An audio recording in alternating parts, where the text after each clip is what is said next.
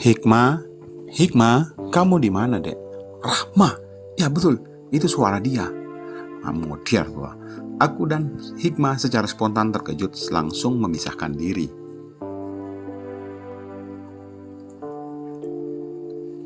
Kelihatan banget wajah penuh ketakutan Hikmah. Ia segera menjauh dariku. Sempat aku melirik terhadapnya. Aku sendiri mencoba untuk tetap tenang. Ya, padahal sejujurnya aku juga tak tahu apa yang harus kulakukan sekarang ini.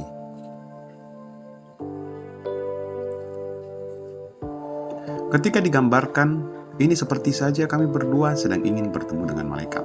Belum lagi kobaran kekhawatiran makin mendera. Bisa dibayangkan bukan ketika kita sedang berada di mana yang sebentar lagi meledak, tiba-tiba Rahma datang.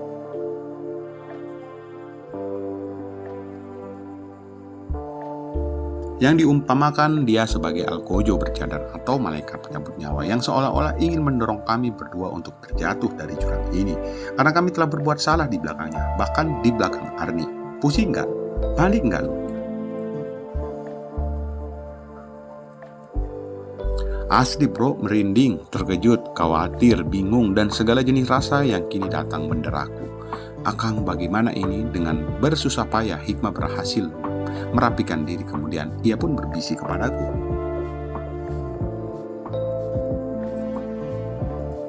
Ia kini telah meringkuk di atas dengan dua tangan memeluk kakinya yang tertekuk. Kelihatan banget jika ia sangat ketakutan saat ini.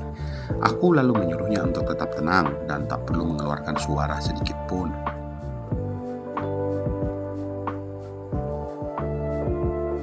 Jika kedengaran sedikit saja suara dari dalam sini, maka ini sudah jelas akan ketahuan jika aku dan Hikmah berada di dalam sini. Itu sudah pasti. Jangankan sudah bersuara, diam-diaman aja mungkin bakal ketahuan lambat launnya.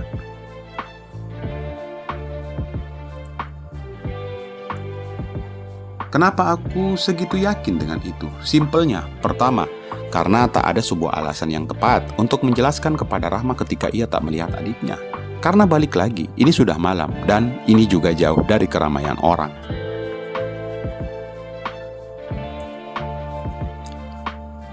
Lalu, alasan apa yang harus digunakan Hikmah ketika nanti mereka bertemu? Berjalan-jalan keliling villa kah? Nyari cemilan kah? Atau malah pengen kabur? Haha, gak mungkin kan?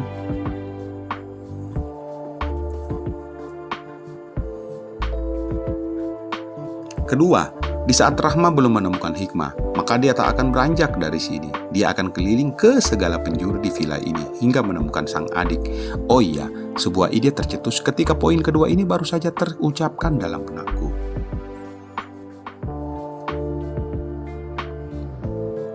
Ya, aku harus dapat memastikan Rahma naik ke lantai atas. Kemudian akan kusuruh Hikmah keluar dengan cepat. Intinya bagaimanapun aku harus mengeluarkan Hikmah dari sini.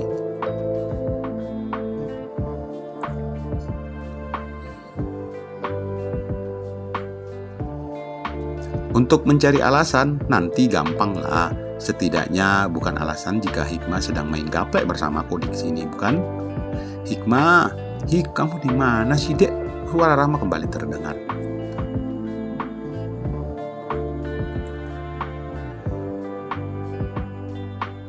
Bahkan kini suara Rahma semakin terdengar jelas dari dalam sini. Itu artinya, kini dia sudah berada di depan kamar. Mataku berkeliling di gelapnya ruangan, hingga aku menemukan tempat yang pas menurutku.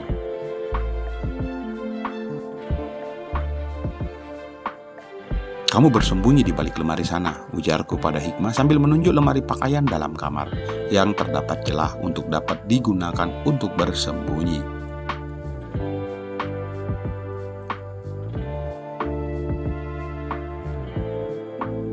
Apalagi mengingat Hikmah yang tidak gemuk, menurutku sangat cukup untuk ia jadikan tempat persembunyian sesaat di saat aku memutuskan untuk membuka pintu kamar. Secepatnya Hikmah bergerak ke tempat itu tanpa menimbulkan suara gaduh sedikit pun, dan bersamaan pintu kamar diketuk dari luar. Tok tok tok, Kang, Akang, mati gua. Aku lantas mengambil nafas panjang dan tak lupa juga berberes-beres sebelum aku membuka pintu kamar tersebut.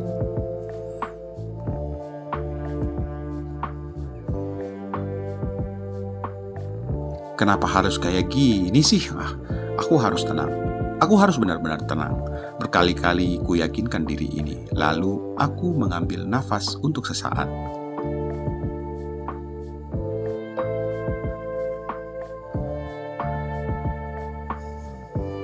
Sebelum benar-benar membuka pintu, aku memastikan jika tak ada jejak yang tertinggal meski dalam kondisi pencahayaan yang minim karena lampu kamar belum kunyalakan.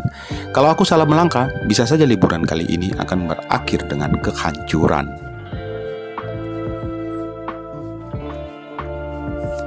Kehancuran hubunganku dengan Rahma, bahkan kehancuran hubungan kakak beradik mereka berdua. Maka dari itu, di sini akan menjadi tugas utama bagiku agar dapat mengamankan semuanya.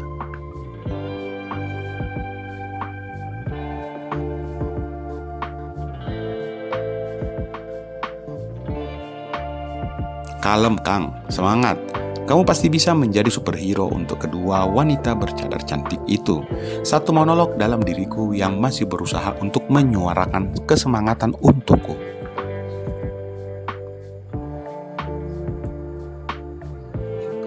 Setelah yakin akan semuanya dengan suasana yang mencekam, sudah seperti di film-film horor Hollywood sana pun dengan kondisi jantung yang berdebar kencang.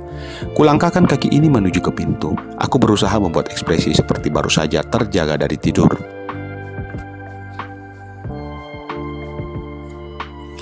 Aku lalu membuka pintu dan melihat Rahma berdiri di depan. "Ada apa, Neng?" tanya aku kemudian sambil mengucek-ngucek mata. Semoga saja Rahma tak mencurigainya.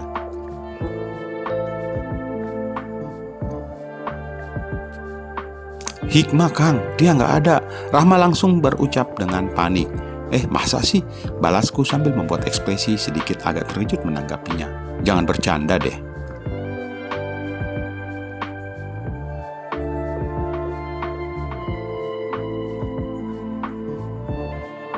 "Iya Kang, masa Neng bercanda sih? Kasihan banget wanita iku ini. Sekhawatir itu terhadap adiknya, yang padahal sang adik baru saja bersamaku." Aku lalu keluar kamar dan sengaja menutup pintu kamar dengan segera agar Rahma tak iseng masuk ke dalam.